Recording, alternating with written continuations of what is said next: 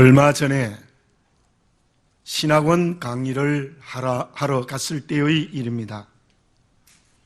저는 보통 강의를 하기 한 30분 전쯤 도착하도록 시간을 정해서 가게 되는데, 그날은 올림픽 도로가 막히지 않아서 금방 가게 되었고, 도착하니 제가 강의할 시간이 1시간이나 남아 있었습니다. 그런데 제가 도착하자마자 연락이 왔는데, 제 전에 강의할 목사님이 사정이 있어서 갑자기 오실 수 없다는 겁니다. 그래서 저보고 2시간 강의를 하라는 거예요. 제가 준비한 강의량은 1시간밖에 없었습니다. 물론 원고는 있었지만 준비되지 않는 원고였어요. 자, 1시간을 강의하고 한 10분쯤 쉬고 다시 1시간을 강의하는데, 한 10분쯤 제가 방에 와서 원고를 싹 한번 읽기는 그냥 대강 읽었지만 강의하는데 매우 어려웠습니다. 그 나중 1시간을 강의하는데 온몸에 진땀이 흐를 정도로 힘들게 강의를 했습니다. 왜 그랬겠습니까? 준비가 제대로 되지 않았기 때문이었습니다. 우리 100m 경기를 하는데, 특별히 올림픽이나 중요한 경기를 하게 되면은 준비, 출발이 매우 중요하대요. 어떤 사람은 올림픽에서 100m의 경기의 승리와 패배의 결정은 출발에 60%가 있다라고 설명한 사람이 있었습니다. 저와 여러분들도 인생을 살아가는데 모든 일을 제대로 준비해야 됩니다. 철저하게 준비해야 됩니다. 준비하지 않았기 때문에 실패하는 경우가 매우 많다는 것입니다. 이제 본문의 말씀을 읽어보면 여호수아와 이스라엘 백성들이 요단강 건너 가나안 땅을 점령하는 데에 준비하고 있는 모습이 본문 말씀에 나타나는데, 그 여호수아와 이스라엘 백성들은 그 준비가 철저했습니다. 특별히 지도자였던 여호수아는 그 준비를 철저하게 하고 있는 것을 여기서 볼 수 있습니다. 가나안을 점령하기 위해서 제일 처음 해야 될 것은 흐르는 요단강을 건너가야 되는 것입니다. 계속되는 말씀을 15절에서 읽어보면 이런 말씀이 있습니다. 요단이 곡식 거두는 시기에는 항상 언덕에 넘쳤더라. 헬몬산의 물이, 이 봄이면 이스라엘 백성들에게는 추수하는 시기가 오는데, 그때가 되면 헬몬산의 눈이 녹아내려서 이 요단강의 물이 언덕에 넘칠 정도의 물이 되어졌다는 것입니다. 그때 여호수아는 어떤 준비를 했습니까? 오늘 본문의 말씀 제일 1절 앞에 보면 이런 말씀이 기록되어져 있습니다. 또 여호수아가 아침에 일찍 일어나서 백성들과 함께 시딤에서 떠나 요단에 도착했다라는 말씀이 기록되어 있는데요, 여기에서 시딤에서 떠났다라는 말은, 말의 의미는 무엇인가 하면 천막의 말뚝을 빼어낸다는 의미입니다. 그런데 여기에서 떠났다라는 것은 첫 번째 떠남은 애굽에서의 떠남입니다.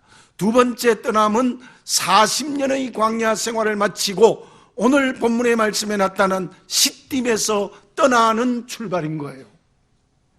그 일을 여호수아는 아침 일찍 일어났다는 겁니다. 아침 일찍 일어나서 요단강에 가기 위해서 철저하게 미리 준비한 것입니다. 우리 여호수아서를 읽어보면은 여호수아가 여러 번 아침 일찍 일어날 때가 있습니다. 6장 12절에 보면 여리고성을 점령할 때도 아침 일찍 일어났고, 8장 10절에 보면 아이성을 함락할 때도 여호수아는 아침 일찍 일어났습니다. 그런데 이 아침 일찍 일어났다라는 말씀을 읽으면 성경 도체의 새벽에 깨운다, 아침에 일찍 일어난다, 새벽에도 오신다, 이런 말씀이 많이 있지만 아브라함이 생각납니다. 100세에 낳은 외아들 이삭, 하나님께서는 창세기 22장에 보면 그 외아들 이삭을 내게 번제로 바치라, 태워서 바치라는 거예요. 그 명령을 들은 아브라함은 어떻게 했습니까? 창세기 22장을 읽어보면 제일 처음 한 행동이 아침 일찍 일어났습니다. 아브라함은 아침 일찍 일어나서 나귀 위에 안장을 지우고 두 종과 이삭을 데리고 번제에 쓸 나무를 마련했다라고 기록하고 있습니다. 100세에 낳은 외아들, 그 아들이 복의 근원이 된다고 말씀하셨음에도 불구하고 그 아들을 죽여서 하나님께 바쳐야 되는 그 길을 떠날 때에 아브라함은 아침 일찍 일어났습니다. 그리고 오늘 본문의 말씀 2절에 보면은 요단에 이르러 건너기 전에 거기서 유숙하니라. 2절에 보면 이런 말씀이 있습니다. 사흘 후에 관리들이 진중으로 두루다니며 라는 말씀이 있어요. 자, 시딤에서 떠나서 요단 앞에 와서는 3일을 요단강 앞에서 준비했다는 겁니다. 3일 동안 철저하게 준비했다는 거죠. 여호수아가 아침 일찍 일어나는 준비가 무엇이겠습니까? 3일 동안 여호수아와 이스라엘 백성들이 준비한 것은 무엇이겠습니까?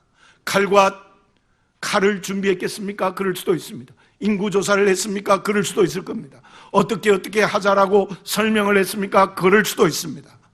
그런데 이 본문의 말씀에는 기록되지 않았지만 아침 일찍 일어나고 그리고 광야를 뒤로하고 시딤을 떠나는 출발, 또 요단강 앞에서 요단을 건너는 그 출발은 분명히 여호수아는 하나님께 기도로 준비했을 겁니다. 분명히 하나님께 기도로 준비했습니다. 왜 베드로가 예수님을 3번 부인했습니까? 그것도 예수님의 이름을 맹세하며 저주하며 모른다고 했습니까? 왜 조그만 여종에게 그렇게 되어졌습니까? 왜 제자들이 예수님이 잡혔다는 소식을 듣고 다 도망갔습니까? 어떤 제자는 벌거벗고 도망을 갔습니다. 왜 도망갔겠습니까? 주님께서 베드로와 야고보와 요한을 데리시고 겟세마네 동산에 가셨어요. 돌 하나 던져준 자리에 제자들에게 이렇게 말했습니다. 나를 위하여 기도해달라. 주님은 그 겟세마네 동산 바위 위에 엎드려서 땀방울이 핏방울이 되도록 울면서 기도하셨습니다. 기도하다가 가서 보니까 제자들이 잠자고 있습니다. 제발 나를 위하여 깨어 기도해달라. 그리고 가서 또 핏방울이 되도록 기도하시고 또 가보면 또 잠. 3번이나 기도해달라고 했는데 그들은 잠을 자고 기도하지 않았습니다. 드디어 주님은 이렇게 말씀합니다. 시험에 들지 않게 깨어 기도하라. 베드로가 그 겟세마네 동산에서 기도하지 않았기 때문에, 기도의 준비를 하지 않았기 때문에 주님의 이름을 저주하며 맹세하며 모른다고 했던 겁니다. 야고보와 요한도 그 때문에 도망자가 되어져 버렸던 것입니다. 철저하게 기도로 준비하셨던 예수님께서는 십자가를 지시고 저와 여러분들의 모든 죄를 대신 지시고 구원을 완성하는 놀라운 역사를 이루셨습니다.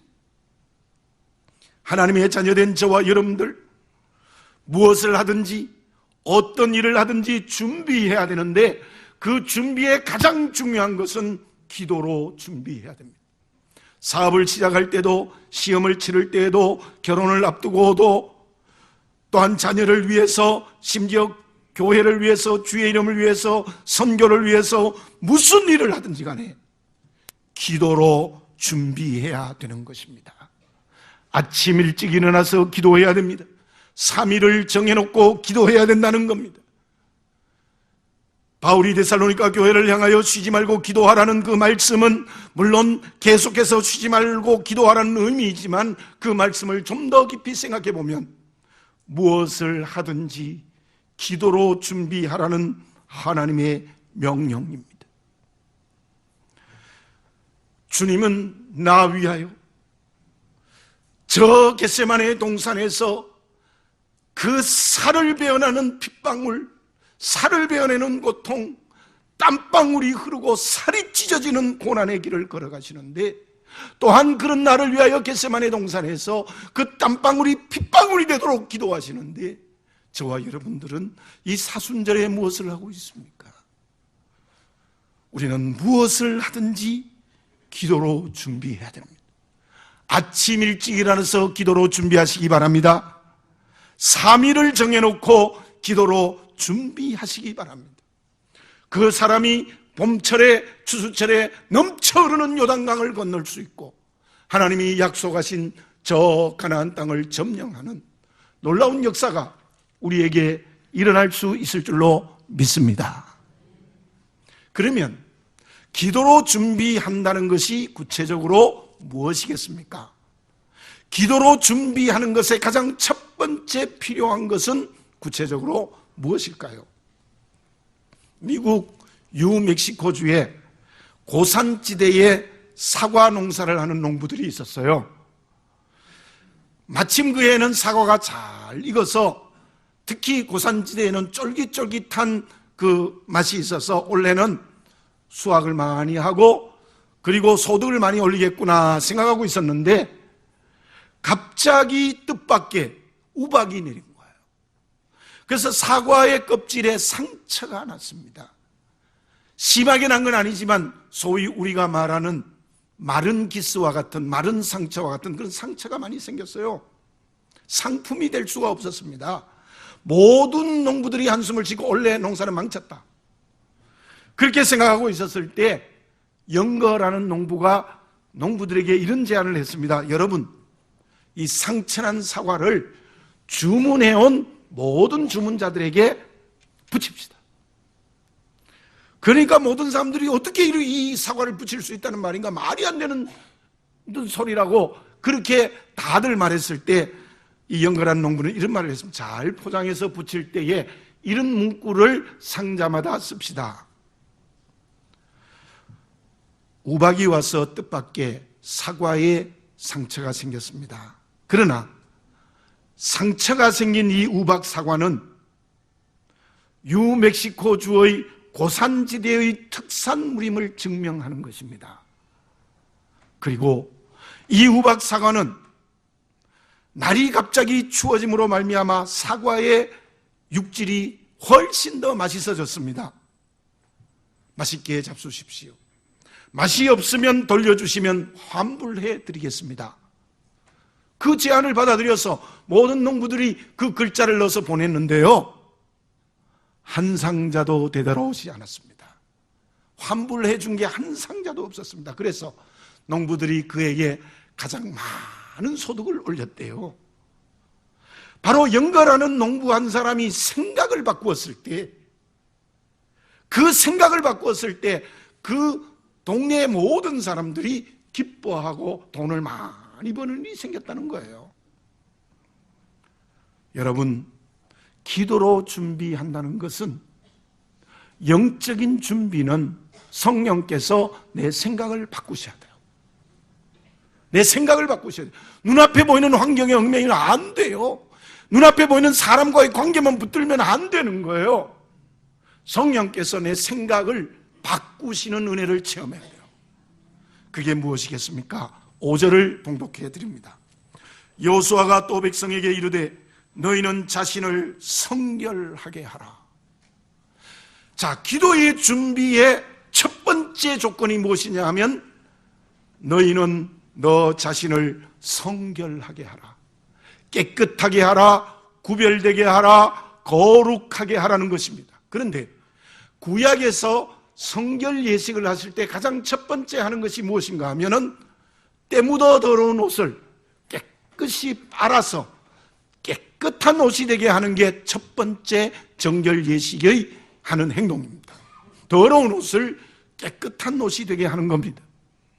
지금 이스라엘 백성들이 요단강을 건너가고 여리고성을 점령하고 저 가나안 땅을 점령하기 위한 첫 번째 기도의 준비가 무엇인가 하면 바로 더러운 옷을 깨끗한 옷으로 바꾸어야 된다는 거예요.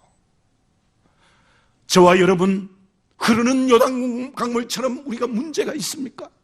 도저히 건너지 못할 것 같은 흐르는 요단강이 있습니까? 기도의 준비로 자신을 성결케 하면 그 요단강을 건널 수 있습니다. 더 나가서 난공불락의 여리고성을 무너지게 할 수 있고 우리의 이 세상인 가나안 땅을 하나님의 나라로 변화시키는 놀라운 역사가 일어납니다. 어떻게 해요? 내게 입고 있는 더러운 옷을 깨끗한 옷으로 바꾸면 되는 거예요. 그게 무엇일까요? 물질이 저와 여러분에게 무엇입니까? 돈이 무엇입니까? 일용할 양식을 사는 것, 또한 입을 옷을 마련하는 것, 살 집을 마련하는 것, 자녀를 양육하는 것, 자동차를 사는 것, 많은 교환의 가치로 우리에게 주어진 물질이 사용되어집니다. 그런데 그 물질이 죄의 도구로 사용되어지면, 자기의 이기적 욕심의 도구로 사용되면 그것이 더러운 옷입니다. 기억하시기를 바랍니다. 저와 여러분에게 주어진 물질은 물론 내가 노력해서 얻은 겁니다. 그러나 하나님이 주신 은혜지요. 우리에게 주어진 모든 물질은 하나님이 주시는 은혜입니다. 그러면 그 물질을 하나님의 이름을 위하여, 하나님께 영광되기 위하여, 하나님의 뜻이 이루어지기 위하여, 하나님의 나라가 이루어지기 위하여 사용해야 돼요. 그렇게 사용하면 그 물질은 깨끗한 옷입니다. 스스로 정직하게 물어보시기를 바랍니다. 내게 있는 물질이 더러운 옷입니까? 깨끗한 옷입니까? 왜 요단강 넘치는 문제의 강을 건너지 못합니까? 우리는 오늘 기도로 준비한다는 첫 번째 중요한 조건은 물질이 십자가의 능력의 도구가 되는 역사가 일어나시기를 바라겠습니다. 그래야 되는 거예요.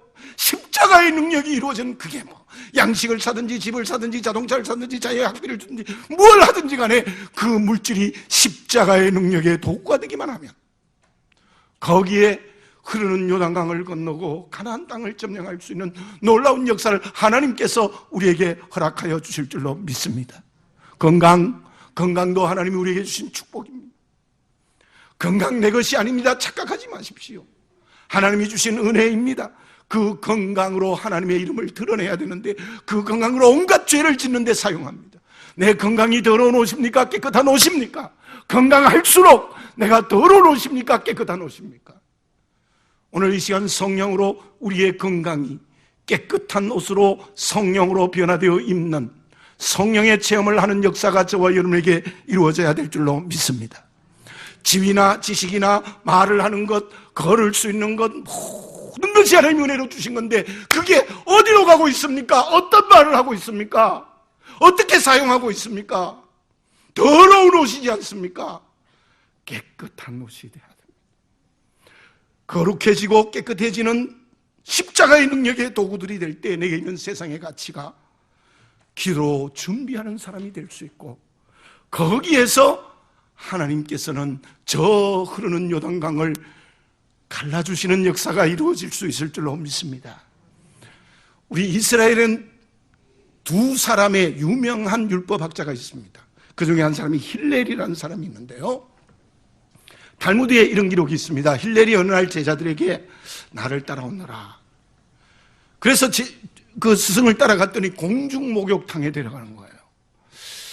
이상하다, 스승님이 왜 우리를 공중 목욕탕에 데리고 갈까? 그랬더니 이 힐렐이 이렇게 제자들에게 말했어요. 사람이 세상에 태어나서 자기 자신을 깨끗하게 하는 게 가장 소중하다.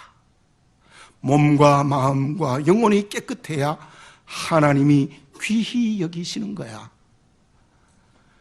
로마 사람들을 보아라. 우상으로 만든 동상도 저렇게 깨끗하게 닦고 있지 않느냐? 하물며 하나님의 자녀된 우리가 날마다 거룩해지지 않으면 하나님의 쓰임을 받을 수 없다. 그렇게 말을 했습니다. 삭개오의 회개가 무엇입니까? 삭개오는 예수님 만나기 전에는 그 물질이 삶의 목적이었습니다. 물질이 백성들의 것을 빼앗는 죄의 도구였습니다. 물질이 자기 욕심의 방향이었습니다. 그러나 주님 앞에 회개했을 때 삭개오의 회개가 무엇입니까? 토색한 것이 있으면 4배나 갚겠습니다. 물질의 절반을 가난한 자에게 나누어 주겠습니다. 바로 삭개오의 회개는 그의 물질이 더러운 옷이었는데 깨끗한 옷으로 바뀐 것이 회개였습니다. 아간은 하나님의 것의 물질을 도둑질하여 금과 은과 신할산 외투를 자기의 욕심으로 삼았을 때 그 가족이 비참하게 죽는 결과를 맞이하지 않았습니까? 하나님의 은혜로 주신 모든 세상의 가치, 더러운 옷이지 않습니까? 성령으로 말미암아 깨끗한 옷이 되시고 그로 말미암아 십자가의 능력의 도구가 되는 역사가 오늘 저와 여러분에게 이루어져야 될 줄로 믿습니다. 또 하나, 성결 예식의 두 번째 하는 일이 무엇이냐면 모든 남자들에게는 여인을 가까이 하지 말라 하는 거예요. 모든 남자들에게 여인을 가까이 하지 말라. 거룩함의 소극적인 명령입니다. 얼마 전에 우리나라에서는 법 하나가 폐지되어졌습니다. 간통법이 폐지가 되어졌다. 그건 죄가 되지 않는다. 자기 의사의 결정에 하는 것이고, 그리고 그게 죄가 되는 것은 위헌이다 해서 폐지했습니다. 지금 인터넷에 보면요, 이 폐지로 말미암아 별의별 사이트가 다 생겨요. 별의별 사이트가 다 생겨요. 기가 막히는 일이 벌어졌습니다. 기억하십시오. 나라의 법은 이 법을 폐지했을지 몰라도 하나님의 계명은 영원하다는 것을 기억하시기 바라겠습니다. 10계명은 계명 중에 우리에게 가장 중요한 명령이에요. 지켜야 돼요. 7번째 계명이 무엇입니까? 간음하지 말라. 하나님의 명령이에요. 하나님의 명령입니다. 그 법은 주님 오실 때까지 법입니다. 나라가 세계가 바뀐다 할지라도 주님 오실 때까지 우리 하나님의 자녀된 우리에게 주신 법인 줄로 믿습니다. 다시 말씀드리면 오늘 본문의 말씀의 두 번째로 해야 될 성결예법은 쾌락의 길을 걸어가면 안 됩니다. 앞의 말씀과 연결되어집니다. 물질과 건강, 권력, 지위, 능력, 아는 것을 가지고 온갖 쾌락의 춤을 추는 사람은 절대로 요단강 건너갈 수가 없다는 사실을 우리는 이 본문의 말씀을 통해서 분명히 봐야 됩니다. 바울이 고린도교회에 편지하면서 이렇게 명령했습니다. 고린도전서 10장 9절에 그들 중에 어떤 사람들이 음행하다가 하루에 2만 3천 명이 죽었나니 우리는 그들과 같이 음행하지 말자.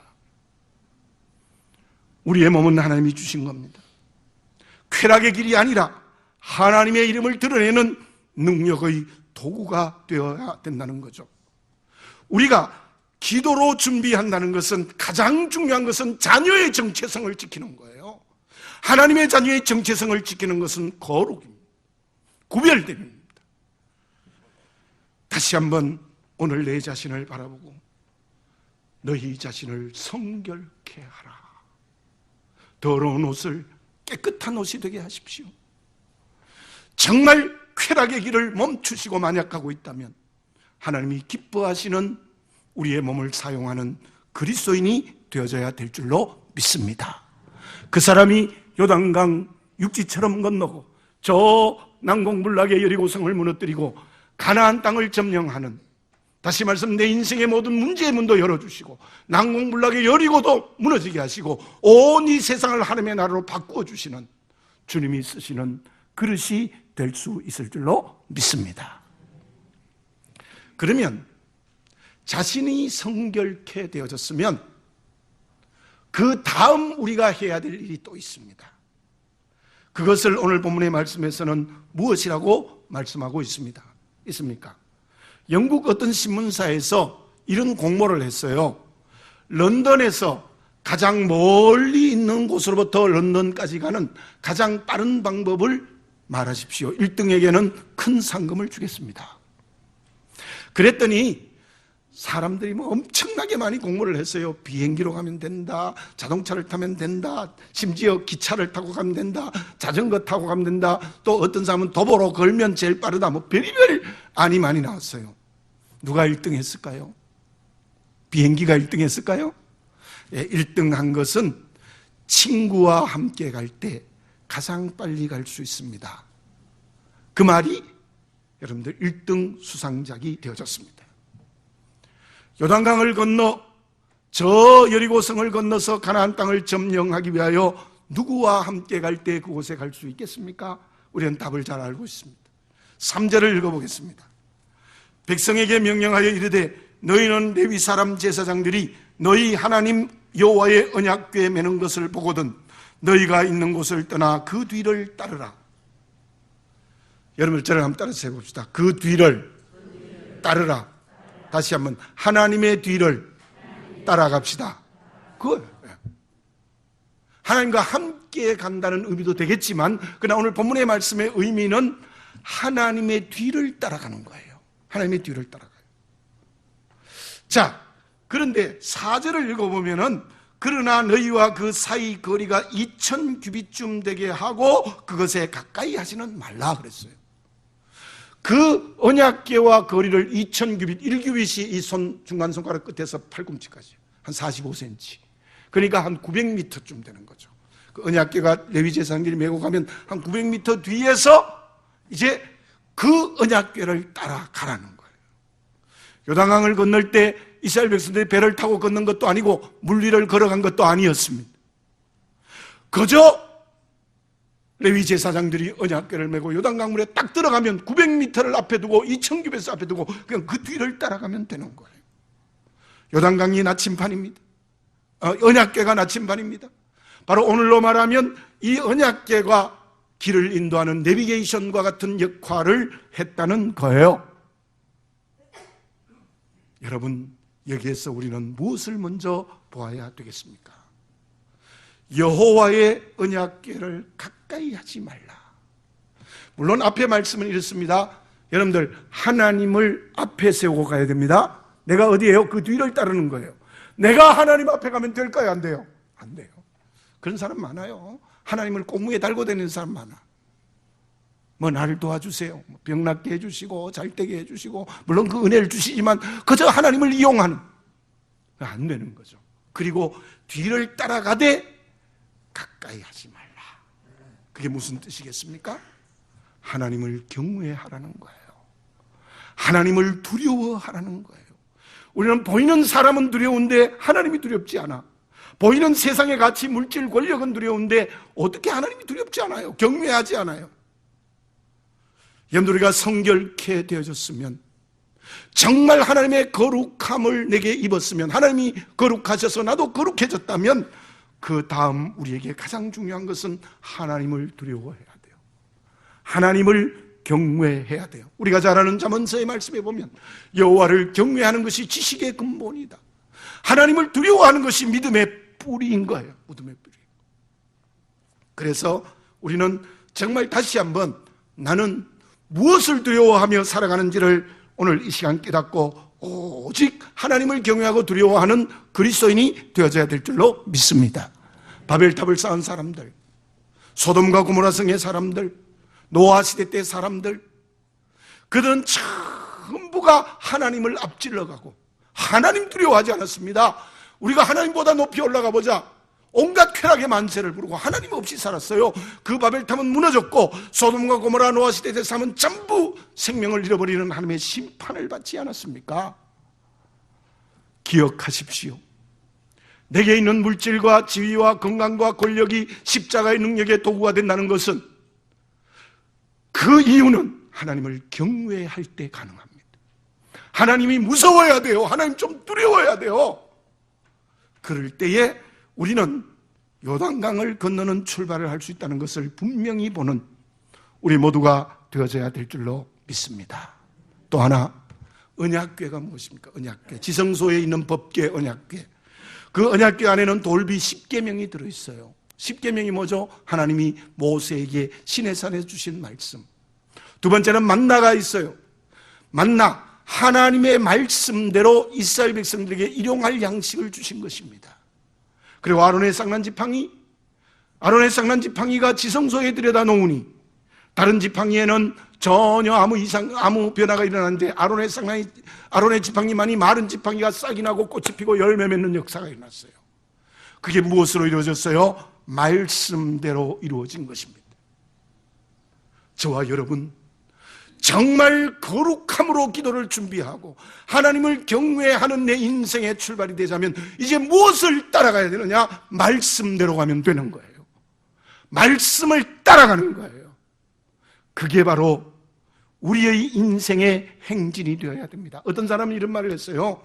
말씀이 없는 사람은 거리에 버려져 사람에게 밟히는 진흙과 같아. 말씀이 없어 보세요. 결국 우리는 이 땅에 버려져서 사람 발에 밟히는 인생이 되고 맙니다. 그러나 말씀대로 사는 사람은 그 진흙이 하나님의 손에 붙들려서 아름다운 도자기를 만든다고 말했습니다. 우리가 정말 말씀대로 움직이면 하나님의 손에 내가 붙들려서 아름다운 도자기를 만들게 되는 것입니다. 여호수아와 이스라엘 백성들, 이제는 말씀대로 가는 겁니다. 말씀대로 여리고성을 돌았더니 무너졌어요. 말씀대로 갔더니 전쟁에서 승리하고 가나안을 정복하지 않았습니까? 그런데 우리가 여기서 한 가지 다른 점을 발견해야 돼요. 홍해를 건널 때와 그리고 요단강을 건널 때는 달라요. 건너는 건 같지만 홍해를 건널 때는 언약궤가 없었습니다. 말씀의 명령이 구체적으로 없었어요.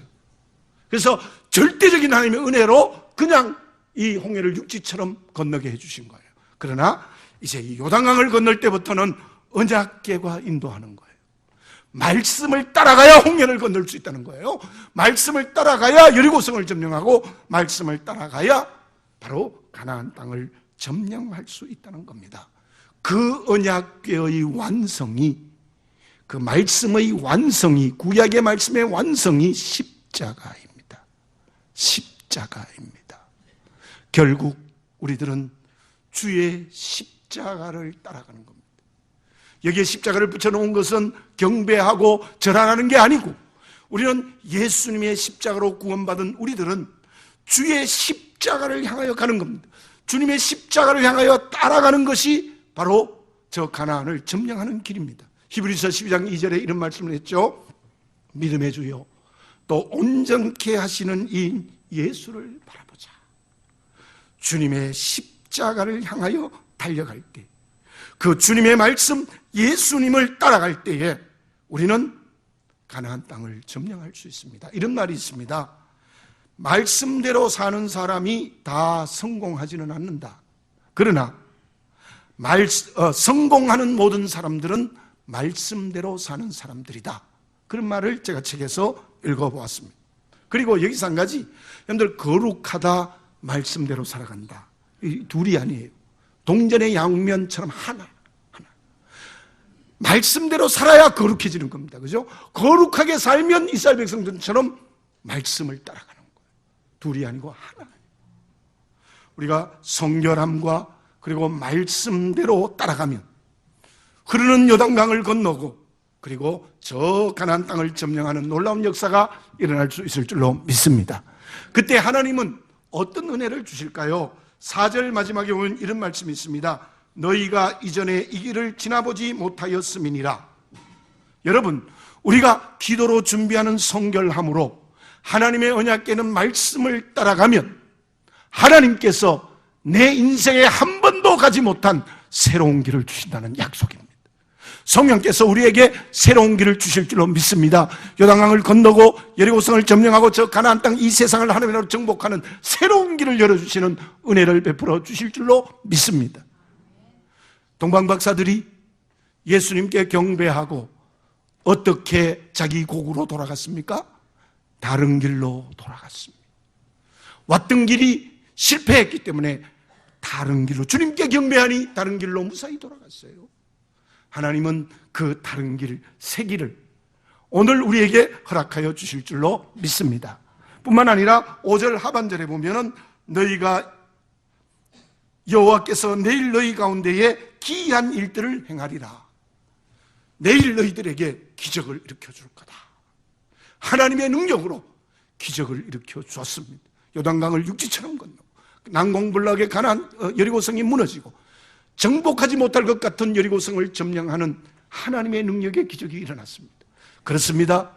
우리가 거룩해지고 말씀대로 가면은 흐르는 요단강을 건너게 해주시는 새로운 길, 저 난공불락의 여리고성을 무너지게 하는 하나님의 능력의 기적, 결국 가나안 땅을 점령케 해주시는 새로운 길과 그리고 하나님의 능력의 기적을 우리에게 반드시 허락하여 주실 줄로 믿습니다.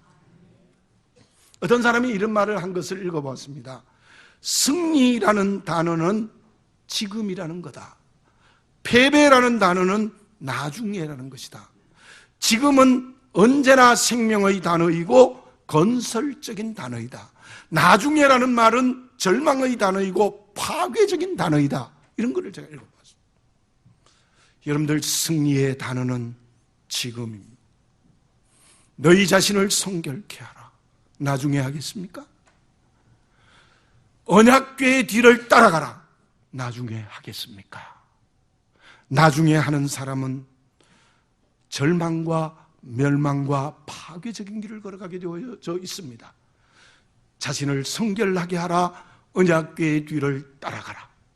지금 순종하시어서, 지금 실천하시어서 내게 흐르는 요단과 같은 큰 강물을 육지처럼 건너고 고난의 난공불락의 여리고성을 무너지게 하고 결국 이 세상을 하나님의 나라로 만드는 가나안 땅을 점령하는 신나는 그리스도의 행진이 되어지시기 바랍니다. 기도드리겠습니다. 사랑하는 아버지 하나님, 감사합니다. 지금 이 말씀 순종하게 하여 주시옵소서. 나중에 한다는 어리석은 사람이 되지 말게 하여 주시옵소서. 너희 자신을 성결하게 하라. 언약궤의 뒤를 따르라. 주여, 이 말씀 지금 순종함으로 말미암아 내게 있는 문제의 요단강도 건너게 하시고 고난의 여리고성도 무너지게 하시고 결국 이 땅을 하나님의 나라로 변화시키는 가나안을 점령하는 저희들이 되게 해 주시옵소서. 나중에가 아니라 지금 순종하게 하여 주시옵소서. 예수님의 이름으로 기도드립니다. 아멘.